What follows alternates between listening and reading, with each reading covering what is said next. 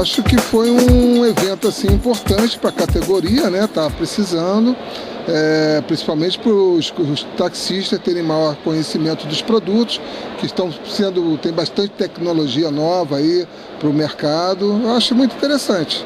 Hoje a Volkswagen ela tem para o ramo de taxista, né?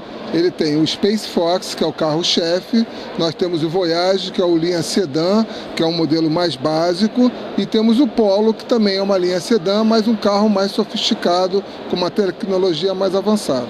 Olha, o que nós trouxemos mesmo de novidade foi justamente o Space Fox, que está aqui, e ele com kit de GNV instalado, e é um carro muito versátil, é um carro que dá uma disponibilidade de porta-mala, de habitáculo muito espaçoso, motor 1.6, 8 válvulas, com bastante, vamos dizer assim, o custo-benefício muito vantajoso para o taxista, pois hoje a gente tem peças de reposições mais baratas.